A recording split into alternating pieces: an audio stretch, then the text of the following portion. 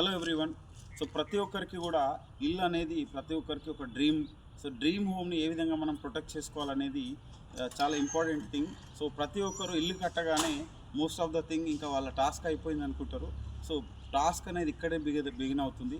So ఇల్లు కట్టిన తర్వాత 1 to 5 ఇయర్స్లో వచ్చే థర్మల్ ఇంపాక్ట్ వల్ల కావచ్చు, లేదా పీరియడికల్ చేంజెస్ వల్ల జరిగే ఈ వాతావరణంలో జరిగే మార్పుల వల్ల కావచ్చు, వచ్చే ఈ క్రాక్స్ని మనం రైట్ టైంలో కనుక ప్రాపర్గా అడ్రస్ చేసి ప్రాపర్గా రిపేర్ చేసుకోకపోతే మనకి ఎలాంటి డ్రీమ్ హోమ్ అయినా కూడా మనకి డ్యామేజ్ అయ్యే ఛాన్స్ ఉంది.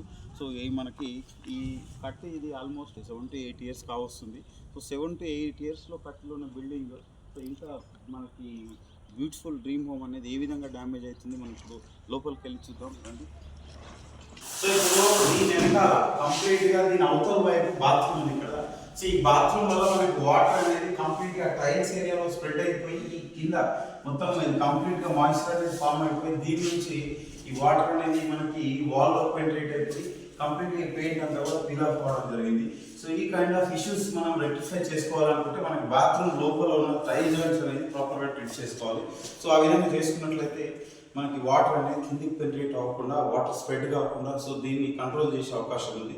సో లేదంటే ఇది బిల్డింగ్ మొత్తం కంప్లీట్గా ఇక్కడ నుంచి ఇటు మొత్తం ఆ ఏరియా స్ప్రెడ్ అవుతుంది అండ్ ఈ ఏరియా నుంచి కంప్లీట్గా ఈ ఏరియా స్ప్రెడ్ అవుతుంది. సో దీనికి ఒక దగ్గర స్టార్ట్ అయిందంటే ఒక దగ్గర ఎండ్ పాయింట్ అనేది ఉండదు. దీన్ని ఎండ్ అవ్వాలంటే డెఫినెట్గా దీని సోర్స్ని మనం ఆపాలి. అప్పుడే దీన్ని ప్రాపర్గా మనం 100% రెక్టిఫికేషన్ చేయగలం.